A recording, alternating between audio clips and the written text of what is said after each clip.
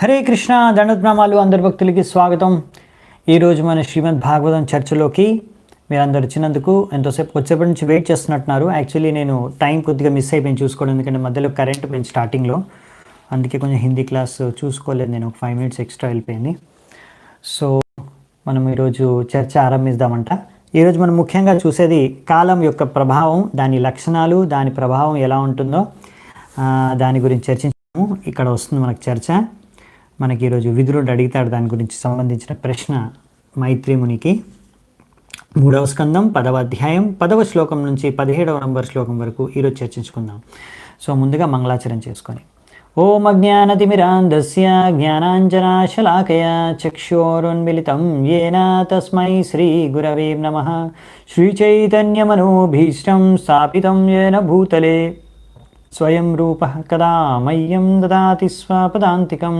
వందేహం శ్రీగురూన్ శ్రీయుతాపదకమలం శ్రీగురూన్ వైష్ణవాంశ శ్రీరూపం జాగ్రజాతం సహగణ రఘునాథాన్వితాం తం సజీవం సాద్వైతం సావధూతం పరిజనసహితం కృష్ణచైతన్యదేవం శ్రీరాధాకృష్ణపాదాన్ సహగణ లలితా శ్రీవిశాఖాన్వితాంశ్చ నమావోం విష్ణుపాదాయ కృష్ణప్రేష్టాయ భూతలే శ్రీమతే భక్తివేదాంత స్వామినితి నామినే. నమస్తే సారస్వతే దేవే గౌరవాణి ప్రచారిణే నిర్విశేష శూన్యవాది పాశ్చాత్యదేశతారిణే. నమో మహావదన్యాయ కృష్ణప్రేమ ప్రదాయతే కృష్ణాయ కృష్ణచైతన్యానామినే గౌరత్విషే నమః. హే కృష్ణ కరుణా సింధో దీనబంధో జగత్పతే గోపేశ గోపికా కాంత రాధాకాంత నమోస్తుతే. తప్తకాంచన గౌరాంగీ రాధే వృందావనేశ్వరి వృషభానుసుతే దేవీ ప్రణమామి హరిప్రియే. నీలాచల నివాసాయ నిత్యాయ పరమాత్మనే బలసుభద్రాభ్యాం జగన్నాథాయ తే నమః. వాంఛాకల్పతరుభ్యశ్చ కృపా సింధుభ్య ఏవ చ పతితానాం పావనేభ్యో వైష్ణవేభ్యో నమో నమః. జయ శ్రీ కృష్ణ చైతన్య ప్రభు నిత్యానంద శ్రీ అద్వైత గదాధర శ్రీవాసాది గౌరభక్తవృంద. హరే కృష్ణ కృష్ణ కృష్ణ హరే హరే హరే రామ రామ రామ హరే హరే. హరే కృష్ణ. సో అందరికీ స్వాగతం ఈరోజు మన శ్రీమద్ భాగవతం చర్చలోకి. సో మనం ఈరోజు విదురుడి యొక్క ప్రశ్న నుంచి ఆరంభిద్దామంట. ఒక్క ప్రశ్న అడుగుతాడు విదురుడు, దాని గురించి ఇప్పుడు ఈ అధ్యాయం వచ్చే అధ్యాయం కూడా నడుస్తుంది. సో చూద్దామంట. చాలా ఇంపార్టెంట్ ప్రశ్న. విదుర ఉవాచ యతాత్త బహురూపస్య హరేరద్భుతా కర్మణః కాలాఖ్యం లక్షణం బ్రహ్మన్ యథా వర్ణయానః ప్రభో. తో ఇక్కడ విదురుడు మైత్రేయుని ఏమడుగుతున్నాడంటే,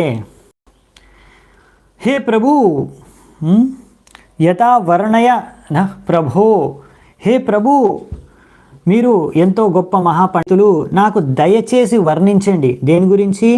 కాలాఖ్యం, ఆ అద్భుత కాలాఖ్యం, అద్భుత కర్మణ, హరేరద్భుత కర్మణ, ఎంతో అద్భుతమైన కార్యాలు చేసే హరి. బహురూపస్య, ఎన్నో రూపాల్లో ధరించి భగవంతుడు రకరకాల అద్భుత కార్యాలు చేస్తుంటాడు. అందులో ఒక అద్భుత రూపమే ఈ కాలరూపం.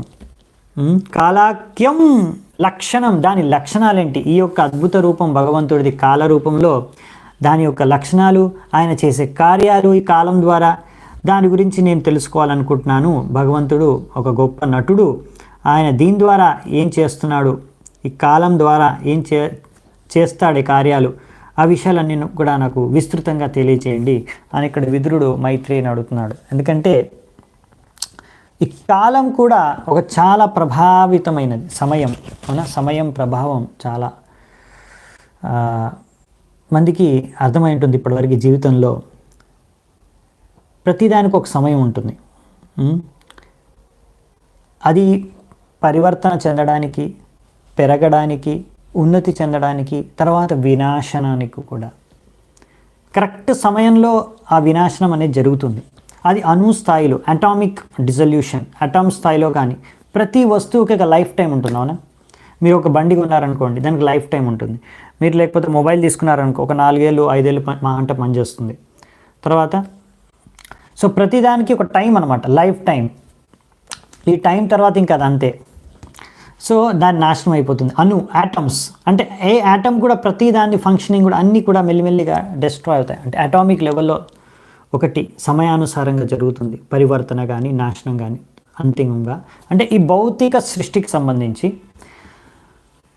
ఆధ్యాత్మికం ఆత్మ అది ఎప్పుడు నశించిపోదు మనకు తెలుసు, సమయంతో దానిపైన ప్రభావం లేదు. కానీ భౌతికంగా సమయం భౌతిక జగత్తులో చాలా ప్రభావశాలి సమయం. సో అంతేకాకుండా అలాగే ఒక మొత్తం సృష్టి కూడా, అవునా, కరెక్ట్ ఒక సమయంలో మొత్తం సృష్టిలో ప్రళయం వస్తుంది. ఆ సమయంలో సృష్టి మొత్తం నాశనం అయిపోతుంది. అది కాలం.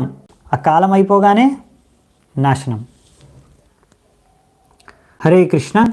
సో మనకి ఇంటర్నెట్ ఉందనుకుంటాను, కరెంటు పోయింది, hope so things are fine. So ఇక్కడ ఈ విధంగా కాలానుసారంగా మన భౌతిక సృష్టిలో ఒక అణులో కానీ యాటంలో కానీ పరమాణువులో కానీ లేకపోతే మన శరీరంలో కానీ మార్పులు చేర్పులు ఫైనల్గా నాశనం అనేది జరుగుతుందన్నమాట సమయానుసారంగా. దాన్ని ఎవరు ఆపలేరు. సో ఇవన్నీ కూడా యాక్చువల్లీ సమయ అనుసారంగా జరుగుతున్నాయి. అదే ఇక్కడ చెప్తున్నారన్నమాట మనకి. అందుకనే ఈ సమయం అనేది చాలా ఇంపార్టెంట్ మనకి. ఈ సమయం ద్వారా భగవంతుడు ఎన్నో కార్యాలు చేస్తాడు ఇక్కడ సృష్టిలో, ముఖ్యంగా భౌతిక సృష్టిలో. ఆ విషయాలన్నీ కూడా ఇప్పుడు మనకు మైత్రేయ ముని చెప్తాడనమాట వచ్చే శ్లోకం నుంచి. సో నెక్స్ట్ 3 శ్లోకాలు ముఖ్యంగా లక్షణాలు ఉంటాయి, 11, 12, 13. దాని తర్వాత కాలం ద్వారా జరిగే వినాశనం ఎలా ఉంటుందనేది కొంచెం శాంపిల్ మనకి 14th శ్లోక 14వ శ్లోకంలో ఉంటుంది. 15, 16, 17 వచ్చేసి కొంచెం సర్గ, అదొక సృష్టి రచన గురించి అక్కడ చర్చించబడుతుంది. సో మనము ఇంకా ఎక్కువగా సమయం గురించి యాక్చువల్లీ మైత్రేయ ముని వచ్చే అధ్యాయంలో చెప్తాం. అప్పుడు ఇంకా ఎలా సమయం క్యాలిక్యులేట్ చేస్తాం, ఒక నిమిషం అంటే ఏంటి, ఒక క్షణం అంటే ఏంటి, ఒక గడియ అంటే ఏంటి, అన్నీ క్లియర్గా వర్ణించబడతాయి. భగవంతుడి బ్రహ్మదేవుడి కాలమానం, లేకపోతే దేవతల కాలమానం, మనుషుల కాలమానం, అన్ని గ్రహాల కాలమానం, ఈ సంవత్సరం అంటే ఏంటి, అన్నీ కూడా డీటెయిల్గా వర్ణించబడతాయి. అవన్నీ మనం నెక్స్ట్ అధ్యాయంలో చూద్దామంట. అది నెక్స్ట్ డేనే స్టార్ట్ అయిపోద్ది. ఈరోజు మనం 17 వరకు చూస్తే శ్లోకాలు, రేపు ఈ యొక్క అధ్యాయం పూర్తయిపోతుంది మనకి. మైత్రేయ ఉవాచ గుణ వ్యతికారాకారో నిర్విశేషో ప్రతిష్ఠితః పురుషస్తద్ ఉపాదానం ఆత్మానం లీలయా సృజత్.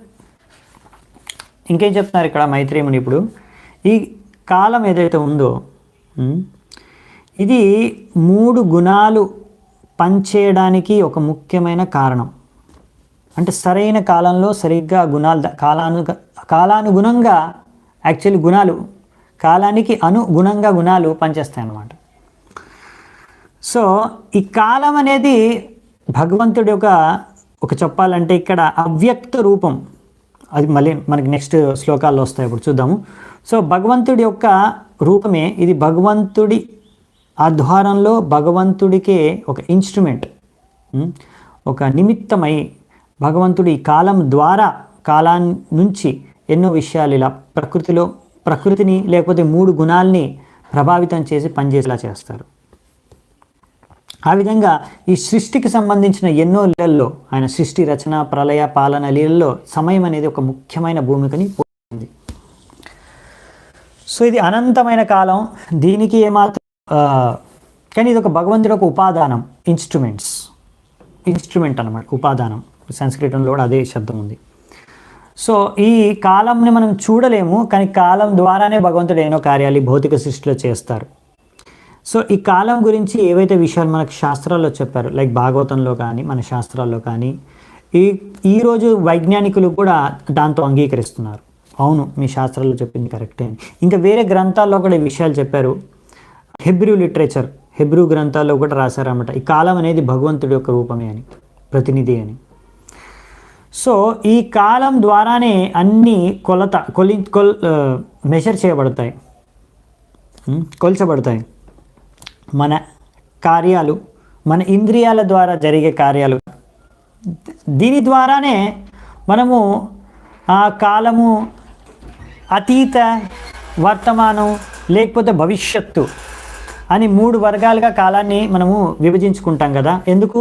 కాలానుసారంగా జరిగిపోయిన వాటిని అతీతమని, జరుగుతున్న వాటిని వర్తమానమని, జరిగే వాటిని భవిష్యత్తు అని, అవన్నీ కాలానుసారంగానే మనము డివైడ్ చేసుకుంటాం. అవునా? అంటే కాలం అనేది ఎంతో ముఖ్యమైన విషయం అనమాట. చాణక్య పండితుడు ఆయన అంటాడు, ఒక్క క్షణమైనా సరే కాలం వృధా చేశారనుకోండి, ఒక్క క్షణం కాలమైనా సరే, మీరు ఎన్ని కోట్లు రూపాయలు పెట్టినా, ఎంత ధనం పెట్టినా, ఎంత బంగారం పెట్టినా కానీ ఎప్పటికి కూడా ఒక్క క్షణం కాలాన్ని కూడా మీరు తిరిగి కొనుక్కోలేరు, దక్కించుకోలేరు. అంటే అంత కాలం అనేది వెల కట్టలేనిది, అంత విలువైంది. సో అందుకనే మన కాలం అనేది పరిమితం, మన జీవితకాలం ఫిక్స్. అంటే మన దాని మీద డిపెండ్ అయి ఉంటుంది, మనం ఎలా జీవిస్తామనే దాన్ని బట్టి కూడా. కానీ ఒక రకంగా చెప్పాలంటే మనమేం అనంతకాలం మన శరీరం ఉండదు. కానీ అందుకని మనకున్న కాలంలో ప్రతి క్షణం మనం ఉపయోగించుకోవడానికి ప్రయత్నించాలి. ప్రతి క్షణం మనము ఒక బిజినెస్ మ్యాన్ ఎలా ప్రతి రూపాయి నుంచి కూడా ఎలా నేను లాభం తెచ్చుకోగలను అని ఆలోచిస్తాడో, అలాగే మనం ప్రతి క్షణం ఒక వ్యక్తి కూడా ప్రతి క్షణం ఎలా లాభం సంపాదించుకోవాలనే విషయాన్ని ఆలోచించాలి. అన్నిటికన్నా గొప్ప లాభం ఒక వ్యక్తి ఎలా సంపాదించుకోగలుగుతాడంటే, అతను ఇక్కడ మనకు చెప్పారు, మనకు తెలిసిందే, మనము భగవద్భక్తి చేసుకున్నాం అనుకోండి, అదే అన్నిటికన్నా ఉత్తమమైన మార్గం అన్నమాట. లేకపోతే మీరు భగవద్భక్తి కోసం ఈ యొక్క సమయాన్ని వినియోగించుకోలేకపోతే అప్పుడు ఆ సమయం ఇది వ్యర్థమైపోతుంది. ఇంద్రియ భోగాలకు లేకపోతే వేరే కార్యాలకు మీరు ఉపయోగిస్తే మరి ఆ సమయం వ్యర్థమైపోతుంది. అందుకని మనం వీలైనంత మటుకు మనం ఒకవేళ ప్రతి సమయంలో ప్రతి క్షణంలో కృష్ణ భావనామృతమై ఉంటే అదే మన జీవితంలో సక్సెస్ అన్నమాట. అందుకనే ఇక్కడ మనకి జీవ గోస్వామి పాద కూడా ఇక్కడ తాత్పర్యంలో ఇది మన కాల యొక్క ప్రభావం ద్వారానే బహిరంగ శక్తి, లేకపోతే ఈ ఎక్స్టర్నల్ ఎనర్జీ, ఈ మెటల్ నేచర్, ప్రకృతి ఏదైతే ఉందో భగవంతుడిది పనిచేస్తుంది అనమాట. అంతే కదా, మనకి కాలానుసారంగానే ప్రకృతిలో అన్ని మార్పులు చేర్పులు జరుగుతాయి. ఇప్పుడు శీతాకాలం, చలికాలం నడుస్తుంది, కాలం అవునా, చలికాలం తర్వాత కొంచెం కాలం తర్వాత వేరే కాలం వస్తుంది అవునా, వసంతకాలం, లేకపోతే వేరే గ్రీష్మ ఋతువు, లేకపోతే వేరే వేసవి కాలం వస్తుంది. తర్వాత అలా చేంజెస్ జరుగుతాయి. మీకు పొద్దున్న నుంచి సాయంత్రం వరకు అంతే, పొద్దున సమయంలో సూర్యుడు ఉదయిస్తాడు, అన్ని కాలానుసారంగా జరుగుతాయి. అంతేకాకుండా 3 గుణాలు కూడా కాలానుసారంగానే పనిచేస్తాయి. పొద్దున్న సమయంలో సూర్యోదయ సమయంలో, సూర్యుడు ఉదయించే కన్నా ముందు బ్రహ్మముహూర్తం సమయంలో, ఇదంతా సత్వగుణంలో ఉంటుంది. 3 గుణాల్లో సత్వగుణంలో ప్రభావితమై ఉంటుంది. అందుకే మనం ఈ టైంలోనే సత్కార్యాలు చేయాలి. సత్వగుణంలో ప్రభావితమైన ఈ ముహూర్తంలో, పొద్దున్న సమయంలో, సూర్యోదయం అయిన తర్వాత ముందు కన్నా ఇలాంటి పొద్దున్న సమయంలో మనం ఆధ్యాత్మిక కార్యాలు చేయాలి. అందుకే మనకి మన ప్రభుపాల ద్వారా కానీ మన ఆచార్యులు కానీ సిస్టమ్ ఇచ్చారు. మార్నింగ్ మంగళారతి చేయాలి, జపం చేసుకోవడం, భాగవతం వినడం, చదవడం, ఇవన్నీ పొద్దునే ఉంటాయి. ఆరతి ఇవన్నీ కూడా ఎందుకు అంటే ఇది ఆధ్యాత్మిక కార్యాలు పొద్దున అనుకూలం అన్నమాట, కాలానికి అనుకూలంగా. దాని తర్వాత మళ్ళీ డే టైం అయితే ఉందో దినంలో, ఇది వచ్చేసి రజోగుణం చేత ప్రభావితమైంది. ఈ రజోగుణం చేత ప్రభావితమైన ఈ సమయంలో ఏంటంటే ఎక్కువగా మీరు చూస్తారు, అందరూ డే టైంలో వర్క్ చేస్తారు, చాలా రకరకాల కర్మలు, వాళ్ళకు ఎక్కువ ప్యాషన్. రజోగుణం చేత ప్రభావితమై ఎన్నో రకాల కార్యాలు చేయాలని ఉత్సాహం, దాంతో ఎన్నో రకాల కార్యాలు అందరూ చేస్తూ ఉంటారు. మళ్ళీ రాత్రి తమో గుణంలో ఉంటుంది, అందరూ నిద్రిస్తారు. సో ఈ విధంగా అన్ని కాలానుగుణంగా సమయం కానీ అన్ని విషయాలు సృష్టిలో జరుగుతాయి. 3 గుణాలు కూడా అలాగే పనిచేస్తాయి. భగవంతుడి అధ్యక్షతలోని ప్రకృతి పనిచేస్తుందన్న మయాధ్యక్షేణ ప్రకృతి సూయతే సచరాచరం హేతునా నేను కౌంతేయ జత్వి పరివర్తతే. తో భగవంతుడి అధ్యక్షతలోనే ప్రకృతి పనిచేస్తున్న ఈ ప్రకృతిని భగవంతుడు కాలం ద్వారా పనిచేస్తున్నాడు అన్నమాట. సో అలా కాలము ఈ ప్రకృతి లేకపోతే ఈ యొక్క భౌతిక సృష్టి భగవంతుడితో ఈ కాలం అనేది సపరేట్ చేస్తుంది, లేకపోతే ఈ కాలం అనేది వయా మీడియం. ఆ విషయాన్ని మనకు వచ్చే శ్లోకాల్లో కూడా చెప్తారు, అది చూద్దామంట. విశ్వం వైభ్రమ తన్మాత్రం సంస్థితం విష్ణుమాయయా ఈశ్వరేణ పరిచ్ఛిన్నం కాలేన వ్యక్తమూర్తిన. ఇక్కడ ఏం చెప్తున్నారంటే, ఇది మంచి ఎగ్జాంపుల్ చెప్తారు మనకి ఇక్కడ, ప్రభుపాలు ఉదాహరణ ఇస్తారు, అది కూడా చర్చించుకుందామంట దీన్ని అర్థం చేసుకోవడానికి. ఈ భౌతిక సృష్టి అనేది మొత్తం మనం చూసే భౌతిక సృష్టి భగవంతుడి నుంచి భిన్నమై వేరుపడి ఉంది. ఇది ఎలా అంటే కాలం యొక్క ప్రభావం ద్వారా అంట. ఈ కాలం అనేది భగవంతుడి యొక్క అవ్యక్తమూర్తిన, కాల అవ్యక్తమూర్తిన. కాలానికి మీరు ఒక మనిషిలాగా లేదు, మీరు చూడలేరు కాలం కళ్ళతో, కానీ దాని ప్రభావం చూడగలరు. అవునా? సో ఇది అవ్యక్తమూర్తిన భగవంతుడి ఒక్కటే, కానీ ఈ యొక్క అవ్యక్తం వ్యక్తి ఒక రూపం లేదు, కానీ భగవంతుడి యొక్క మూర్తి ఇది కూడా, కాలం అనేది స్వరూపం ఒక విధంగా. సో ఇక్కడ మనకి చెప్పింది ఏంటంటే ఈ విధంగా ఇట్ సిచ్యువేటెడ్. ఈ యొక్క భౌతిక సృష్టి భగవంతుడు విష్ణువుకి ఇంకా కాలానికి ఒక సంబంధం ఏంటి అనే విషయాన్ని ఇక్కడ శ్లోకంలో తెలియజేస్తున్నారు. దీన్ని ఇంకా బాగా అర్థం చేసుకోవడానికి ప్రభుపాద వారు ఒక మంచి ఉదాహరణ ఇచ్చారు. అదేంటంటే ఒక టేప్ రికార్డర్ లాగా. ఒక టేప్ రికార్డర్ చూసారు కదా మీరు. టేప్ రికార్డర్లో ఏంటంటే మీరు ఒక వాయిస్ రికార్డింగ్ చేయొచ్చు. ఇవాళ రేపు వాళ్ళు పుట్టిన వాళ్ళకి టేప్ రికార్డర్ అంటే ఏంటో తెలియకపోవచ్చు, అట్లీస్ట్ మన జనరేషన్ వాళ్ళకి తెలుసు టేప్ రికార్డర్ అంటే ఏంటో. సో టేప్ రికార్డర్లో ఏంటంటే మనము ఒక మనిషి యొక్క వాయిస్ని రికార్డ్ చేయొచ్చు. అవునా? సో మీరు టేప్ రికార్డర్లో రికార్డ్ అయిపోయిన వాయిస్లో ఇప్పుడు ఆ వాయిస్ మాత్రం అక్కడ టేప్ రికార్డర్లో ఉంటుంది. ఇప్పుడు వాయిస్ని మనం ఒక మనిషి నుంచి సపరేట్ చేసినట్టుగా ఒక విధంగా చెప్పాలంటే. సో ఇక్కడ మనకు చెప్పింది ఏంటంటే as the tape recording is situated on the tape, అంటే వాయిస్ రికార్డింగు ఈ టేప్ మీద ఉంది కదా, ఆ విధంగానే ఈ భౌతిక సృష్టి అంతా కూడా ఈ బహిరంగ శక్తి ఆధారంగా స్థితమై ఉంది అని. సో ఈ విధంగా and it appears separated by means of కాల. ఈ టేప్ రికార్డర్ ఎలాగైతే ఒక మనిషిని, ఈ ఇన్స్ట్రుమెంట్ అనేది ఒక మనిషిని నుంచి ఆ వాయిస్ని సపరేట్ చేసి ఆ టేప్ ఉంటుంది కదా, మన ముందు క్యాసెట్లు ఉండేవి, సో దాని లోపల ఎలా రికార్డ్ అయి ఉంటుందో అలాగే వాయిస్ అనేది ఇక్కడ ఈ భౌతిక సృష్టి భగవంతుడి నుంచే ఉత్పన్నమైంది. మనం చూసాం కదా, అంత భగవంతుడి నుంచే వచ్చేస్తాయి కదా. ఆయన రంధ్రాల నుంచి ఆయన శ్వాస వదిలినప్పుడు భౌతిక బ్రహ్మాండాలు వచ్చేస్తాయి. సో మీరు ఆ విధంగా చూసుకుంటే భగవంతుడి రోమాల నుంచి కానీ ఆయన శ్వాసలోంచి కానీ వచ్చిన ఈ బ్రహ్మాండాలన్నీ కూడా ఒక విధంగా భగవంతుడి నుంచి ఉత్పన్నమైనవే, భగవంతుడితో అభిన్నం. ఆ విధంగా భగవంతుడు పార్ట్ ఆఫ్ లార్డ్ ఓన్లీ, కానీ అవి ఇప్పుడు సపరేట్గా ఒక బహిరంగ శక్తి ఆధ్వర్యంలో పనిచేస్తుంది మొత్తం. అవునా? ఇప్పుడు దీనికి మెటీరియల్ ఎనర్జీ, ఇక్కడ మహామాయ లేకపోతే మెటీరియల్ ఎనర్జీ ప్రకృతి, అది దీన్ని భౌతిక సృష్టిని అంతా దాని ఆధారంగా అది నడుపుతూ ఉంటుంది బహిరంగ శక్తి. సో ఇదంతా కాలం అనే ఈ భగవంతుడి ఇన్స్ట్రుమెంట్, ఇది టేప్ రికార్డర్లో ఒక ఇన్స్ట్రుమెంట్, కాలం అనేది సపరేట్ చేస్తుందని చెప్పారు. సో ఈ విధంగా అందుకనే ఈ యొక్క భౌతిక సృష్టి కూడా ఒక విధంగా చెప్పాలంటే భగవంతుడి నుంచి ఉత్పన్నమైంది. అందుకే భగవంతుడు ఆ విధంగా అభిన్నం. కొంతమంది ఏం చేస్తారంటే ఈ భౌతిక సృష్టిని భగవంతుడి రూపంతో ఊహించుకొని విరాట్ రూపం, విశ్వరూపం, దానిపైన ధ్యానం చేసుకొని కొంతమంది, ముఖ్యంగా ఎవరైతే జ్ఞానులు ఇంకా నిరాకారవాదులు, కొంతమంది ఇటువంటి విశ్వరూపం విరాట్ రూపం పైన ధ్యానం చేసుకుంటారు, తపస్సు చేస్తారు. ఈ విషయాన్ని కూడా మనం ముందు చర్చించుకున్నాం. సో వారిని దీన్నే నిరాకార బ్రహ్మాండంగా కూడా అనుకుంటారు కొంతమంది. ఎనీవేస్, సో ఇదన్నమాట. నెక్స్ట్ వచ్చేసి Hare Krishna, hope things are fine. Yeah, ఈ భౌతిక సృష్టి అనేది మీరు ఏదైతే చూస్తున్నారో ఇప్పుడు ముందు కూడా ఇలాగే ఉండేది, ఇప్పుడు ఇలాగే ఉంది, మళ్ళీ భవిష్యత్తులో కూడా ఇలాగే ఉంటుందంట. అవునా? అంటే మధ్యలో మనకి సృష్టి జరుగుతుంది, పాలన జరుగుతుంది, ప్రళయం జరుగుతుంది, కానీ తర్వాత మళ్ళీ సృష్టి జరుగుతుంది. ఇప్పుడు ముందు బ్రహ్మదేవుడు ఎలా ముందుండేదో మళ్ళీ అలాగే సృష్టి రచన చేస్తున్నాడు. అవునా? ఇలాగే మళ్ళీ కొంతకాలం ఉంటుంది. సో ఇక్కడ ఏంటంటే ఈ సృష్టి కూడా ఒక విధంగా హరే కృష్ణ. సో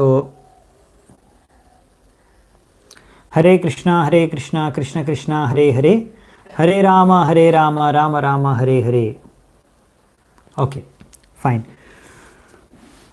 సో ఇదనమాట మెయిన్గా సృష్టికి సంబంధించి. యథే దానం తథాగ్రి, ముందు ఎలా ఉండేదో ఇప్పుడు కూడా అలాగే ఉంది, తర్వాత కూడా అలాగే ఉంటుంది. సో అందుకనే మనం అర్థం చేసుకోవాల్సింది ఏంటంటే ఈ సృష్టి అనేది మిథ్య కాదు. ఎలాగైతే నిరాకారవాదులు, మాయవాదులు అంటారు బ్రహ్మ సత్యం జగత్ మిథ్య అని, కానీ జగత్ మిథ్య కాదు, ఇది కూడా సత్యమే. కానీ సృష్టి పాలన ధ్వంసం అదే నాశనం అనేది ప్రళయం రెగ్యులర్గా జరుగుతూ ఉంటుంది. అంతేకాని ఇదేమి కంప్లీట్గా మిథ్య కాదు. ఇది కూడా మనం చూస్తున్నాము, ఇది కూడా రియలే. 14వ శ్లోకం. సర్గో నవవిధస్తస్య ప్రాకృతో వైకృతస్తు యః కాలద్రవ్యా గుణైరస్య త్రివిధ ప్రతిసంక్రమః. ఇక్కడ 2 విషయాలు చెప్తున్నారు. ఒకటి 9 విధాల సృష్టి రచన ఉంటుందంట, సర్గ విసర్గను కలుపుకొని. ప్రాకృతో వైకృతస్థ, ప్రాకృత అంటే అది ప్రాకృత సర్గ లేకపోతే సర్గ ప్రైమరీ క్రియేషన్. ఇంకోటి వైకృతస్థ అంటే అది మిక్కి దీనికి సంబంధించి విసర్గకు సంబంధించి ఏదైతే బ్రహ్మదేవుడు చేస్తాడు. మొదటిది వచ్చేసి సర్గ వచ్చేసి ఏదైతే భగవంతుడు స్వయంగా చేస్తాడు. మనం చూసాం, భగవంతుడు కొంచెం సృష్టి చేస్తాడు, తర్వాత బ్రహ్మదేవుడు కంటిన్యూ చేస్తాడు దానిని. అవునా? సో మొత్తం ఇలా 9 రకాలు ఉంటాయని చెప్పారు. తర్వాత ఇంకోటి యాడ్ చేస్తారు లాస్ట్లో, అది మనం తర్వాత చూద్దామంట, రేపు వస్తుంది అది చర్చలో. ఇంకొకటి వచ్చేసి డెస్ట్రక్షన్, అనిహిలేషన్, అంటే ప్రళయం వచ్చేసి అది 3 రకాలు ఉంటున్నాయి.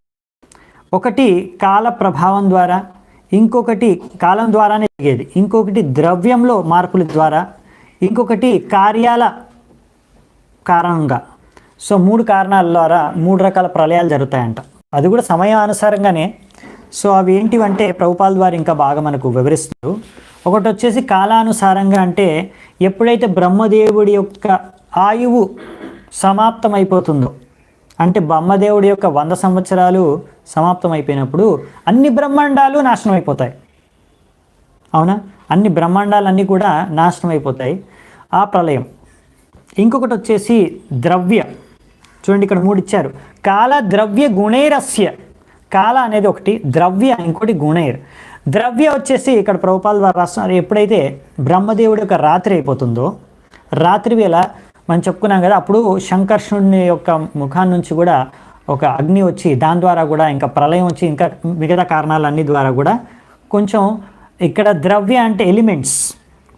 అవునా? ఇప్పుడు మనకు కొన్ని బాడీస్ అంటే మన శరీరాలు ఇంకా గ్రహాలు, వీటిలో ఉన్న ఎలిమెంట్స్ అనేవి డెస్ట్రాయ్ అయిపోతాయి, నాశనం అయిపోతాయి. అవునా? అందుకే మనం చూసాం కదా, ఇప్పుడు ఆ శరీరాలన్నీ నశించిపోయాయి, ఇంకా కొన్ని లోకాలు కూడా నశించిపోయాయి, ధ్వంసమైపోయాయి. అవన్నీ ఇప్పుడు మళ్ళీ బ్రహ్మదేవుడు సృష్టించున్నాడు. అదే మనం నెక్స్ట్ చూసే సృష్టి, అది రేపు చూద్దామంట. శరీరాలన్నీ కూడా ఎలా బ్రహ్మదేవుడు సృష్టిస్తాడు. నెక్స్ట్ ఇంకొకటి వచ్చేసి గుణ. ఇప్పుడు ఒక్కొక్కరి కార్యాల ద్వారా, అవునా, మనం చేసుకున్న కర్మాలు కార్యాల ద్వారా మనం కూడా కొంతకాలం బతుకుతాము. అవునా? ఆ కాలంలో కూడా మన శరీరం అనేది మెల్లిమెల్లిగా రోజు కొద్దిగా నశిస్తూ పోతుంది. అవునా? ఇదన్నమాట. సో నెక్స్ట్ చూద్దాము. ఇప్పుడు 15, 16, 17 ఈ 3 శ్లోకాలు చూద్దామంటే ఈరోజు. ఇంకంతే. ఈ 3 శ్లోకాల్లో మనం చూడవలసింది ఏంటంటే, చూడబోయేది ఏంటంటే 6 రకాల ప్రాకృత లేకపోతే సర్గ అంటాం. ప్రాకృత సర్గ సృష్టి ఏదైతే భగవంతుడు చేస్తాడో. 15, 16, 17. 15వ శ్లోకం. ఆద్యస్తు మహతః సర్గో గుణ వైషమ్యమాత్మనః ద్వితీయస్త్వ అహమో యత్ర ద్రవ్యజ్ఞాన క్రియోదయః. ఇందులో 2 విషయాలు చెప్పారు. మొత్తం 6 అని చెప్పాను కదా. ఈ 3 శ్లోకాల్లో 2 చెప్తారు. మొదటిది 15వ శ్లోకం. సో 15వ శ్లోకంలో ఇక్కడ ఏమి రాశారంటే, ఆద్యస్తు మహతస్సర్గో, ఆది మొదటిది మహత్తత్వ. ఆద్యస్తు మహతస్సర్గో, మహత్తత్వం అనేది సృష్టించబడుతుంది. మనకు తెలిసిందే, ఈ మహత్తత్వ ద్వారానే, ఈ మహత్తత్వం పైనే భగవంతుడు తన దృష్టి సారించి మెల్లిమెల్లిగా ప్రేరేపణ ద్వారా 3 గుణాలు మెల్లిమెల్లిగా యాక్టివేట్ అయ్యి మెల్లిమెల్లిగా నెక్స్ట్ లెవెల్ సృష్టి అనేది ఆరంభమవుతుంది. అవునా? Next stage. సో ఫస్ట్ మహత్తత్వ. మనం ఈ యాక్చువల్లీ ఫస్ట్ ప్రైమరీ క్రియేషన్ ఈ సరిగా మనం ఆల్రెడీ చర్చించుకున్నాము. కానీ ఇక్కడ మైత్రేయుని అదే విషయాన్ని 6 డిఫరెంట్ కైండ్స్ అన్నట్టుగా మనకు వర్ణిస్తున్నారు, అంతే, డిఫరెంట్ క్లాసిఫికేషన్. కానీ విషయాలు ఆల్రెడీ చర్చించుకున్నవి. నెక్స్ట్ వచ్చేసి ద్వితీయస్థం అహమోయత్ర. ద్వితీయ, రెండవది అహం. అహం అంటే అహంకారం, అహంకారం యొక్క సృష్టి. అవునా? ఈ అహంకారం నుంచే కదా మిగతావన్నీ ఉత్పన్నమయ్యేవి. తర్వాత మెల్లిమెల్లిగా ఇక్కడ నుంచి మనకు తెలుసు 5 తన్మాత్రలు, అవునా, పంచమహాభూతాలు. దాని తర్వాత జ్ఞాన దేవతలు, జ్ఞానేంద్రియాలు, కర్మేంద్రియాలు, మనస్సు, ఇవన్నీ కూడా సృష్టించబడతాయి మెల్లిమెల్లిగా. సో ఇవన్నీ ఇంకా కాలేదు, కానీ ఇప్పుడు అహంకారం అనేది సృష్టించబడింది. దీని ద్వారానే కదా తర్వాత ద్రవ్య జ్ఞాన క్రియోదయ. ద్రవ్య అంటే అవే పంచమహాభూతాలు, అవన్నీ జ్ఞాన సంబంధించినవి, జ్ఞానేంద్రియాలు అవన్నీ, క్రియేంద్రియాలు ఇవన్నీ. సో ఇవన్నీ కూడా తర్వాత ఉదయించబోతున్నాయి దీని నుంచే అని చెప్తున్నారనమాట. నెక్స్ట్ వచ్చేసి 16వ శ్లోకం. ఇందులో నెక్స్ట్ 2 ఇస్తారు. భూతసర్గస్థితీయస్తు తన్మాత్రో ద్రవ్యశక్తిమాన్ చతుర్థ ఐంద్రియ సర్గో యస్తు జ్ఞానక్రియాత్మకః. భూతసర్గస్థితీయస్థ 3వది. ఇక్కడ ఏం చెప్తున్నారంటే తన్మాత్రో ద్రవ్యశక్తిమాన్. ఇక్కడ ఏం చెప్తున్నారంటే ద్రవ్యశక్తిమాన్ అంటే 5 అవే మన 5 పంచమహాభూతాల యొక్క సృష్టి జరగడం. తన్మాత్ర అనుకోండి మీరు, సెన్స్ ఆబ్జెక్ట్ సంబంధించి, అవునా. సో ఈ 5 ఇవి సృష్టి. నెక్స్ట్ చతుర్థ 4వది వచ్చేసి ఐంద్రియ సర్గో, ఇంద్రియాల యొక్క నిర్మాణం. అందులో 2 రకాల ఇంద్రియాలు, జ్ఞాన క్రియ. జ్ఞానేంద్రియాలు, క్రియ అంటే కర్మ చేసుకోవడానికి, క్రియా ఇంద్రియాలు, కర్మేంద్రియాలు. సో ఇవి 2 సృష్టి. ఇవైపోయాయా. నెక్స్ట్ లాస్ట్ది 17వ నంబర్ శ్లోకం. వైకారికో దేవసర్గః పంచమో యన్మయం మనః షష్ఠస్తు తమసః సర్గో యస్వబుద్ధీకృతః ప్రభో. ఇక్కడ ఏం చెప్తారంటే 5వ సృష్టి, 5th క్రియేషన్. ఇది వచ్చేసి వైకారికో దేవసర్గ. దేవ అంటే దేవతలు అన్నమాట, దేవతల యొక్క సృష్టి. ఈ దేవతల సృష్టి ముఖ్యంగా సత్వగుణం నుంచి ఉత్పన్నమవుతుంది. సో దాని తర్వాత పంచమో యన్మయం మనః. ఈ పంచంలో ఇంకొకటి ఉంది ఏంటంటే మనః, మనస్సు యొక్క సృష్టి, దీన్ని ఇచ్చారు. ఇంకా లాస్ట్ ఒకటి మిగిలింది, అదేంటంటే షష్ఠస్తు తమసః సర్గో. షష్ఠి అంటే అదే 6వది. షష్ఠస్తు తమసః సర్గో. తమస అనే తమో గుణం యొక్క, దీని ద్వారా యస్వబుద్ధీకృత ప్రభో అంటే ఒక వ్యక్తి తనను తాను ప్రభు అనుకుంటాడంట మూర్ఖత్వంగా. అలా అనుకోవడానికి కావాల్సిన తమస్ అంటే అజ్ఞానతాన్ని ప్రసాదించడమే, సృష్టించడమే. ఇది లాస్ట్ పార్ట్ అన్నమాట. సో ఇదంతా మొదటి సృష్టి భాగం. చూడండి, ఇక్కడ మనకు దేవతల గురించి చెప్పారు. ఈ దేవతలు ఎవరు అంటే సెన్స్ దేవతాస్, అంటే ఇంద్రియ దేవతలు, ఇంద్రియాల్ని నియంత్రించే దేవతలు. ఇప్పుడు మన కళ్ళు ఉన్నాయి, దాన్ని నియంత్రించేది ఎవరు అంటే సూర్యుడు. సూర్యుడి యొక్క వెలుతురు ఉంటేనే, లైట్ ఉంటేనే మనము ఏదైనా చూడగలం, అవునా. అంధకారం ఉందనుకోండి, ఏమాత్రం లైట్ లేదు రాత్రిపూట, అప్పుడు మనం ఏమైనా చూడగలమా? ఏమీ చూడలేం. అంటే లైట్ కావాలి, అది కరెంటు ట్యూబ్ లైటో లేకపోతే సూర్యుడో ఏదో ఒక లైట్ మనకు కావాలి, లేకపోతే మన కళ్ళు ఏమీ చూడలేవు, అవునా. సో మన కళ్ళు అనేవి ఆ లైట్ మీద డిపెండెంట్, అవునా. సో అది సూర్యుడి మీద డిపెండెంట్ అనమాట. ఆ విధంగా సూర్యుడు ప్రతినిధి, లేకపోతే ఆయన మన కళ్ళపైన ఆయన అధిపతి, ఇంద్రియాలకి, కళ్ళకి ఆయన దేవుడు, అంటే ఆయన నియంత్రిస్తాడు.